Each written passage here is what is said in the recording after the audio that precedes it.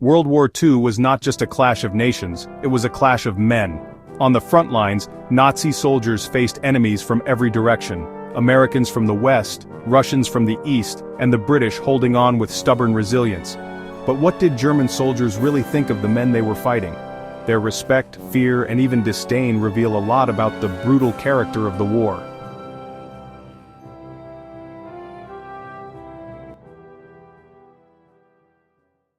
When American troops first entered the war in North Africa, many German soldiers dismissed them as inexperienced and clumsy.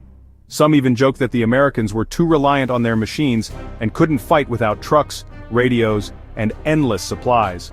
But as the war dragged on, those opinions shifted. Germans quickly realized that American firepower was overwhelming. They noticed the sheer amount of equipment, artillery, and air support that the US could bring to any fight. One captured German officer admitted, "The Americans are not soldiers in the old sense, but they are brave. They fight like engineers, bringing machines, food, and firepower in quantities we cannot match." While Germans often mocked US troops for being casual or undisciplined, they respected their resourcefulness. A common phrase among German troops was, "The Americans are rich amateurs, but dangerous amateurs." If the Americans were seen as rich amateurs, the Russians were viewed as relentless warriors. German soldiers on the Eastern Front were both horrified and impressed by the Red Army. They often described the Russians as tough, brutal, and seemingly endless in numbers. One German wrote home, "The Russian is not a man, but a machine. No matter how many we kill, there are always more." The ferocity of Soviet counterattacks shocked German units. Germans respected the Russians for their endurance, fighting in terrible conditions, with little food, often with outdated weapons, yet refusing to break. However, many Germans also held deep contempt for Soviet soldiers, shaped by Nazi ideology that painted Slavs as inferior. This led to underestimation early in the war, a mistake that cost the Wehrmacht dearly at Stalingrad and Kursk. By 1943, most German soldiers privately admitted that the Russians were their most dangerous opponent. One diary entry read, "We are fighting not men, but the land itself, and the land is Russian." The British were often seen by German soldiers as professional, stubborn, and unshakably calm under pressure.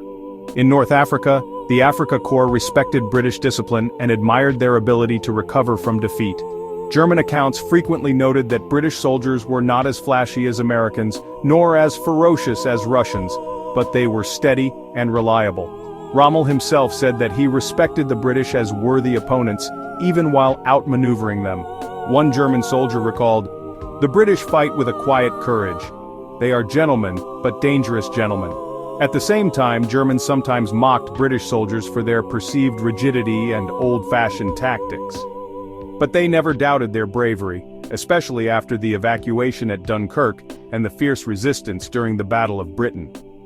For the average German soldier, the British represented a determined foe who simply refused to quit. In the end, Nazi soldiers learned to respect each of their enemies in different ways. Americans for their overwhelming machines and firepower, Russians for their ferocity and endless endurance, British for their professionalism and stubborn courage. To the men of the Wehrmacht, these enemies were not just faceless armies, but distinct fighting styles that shaped their daily struggle for survival. And as history shows, underestimating them cost Nazi Germany everything.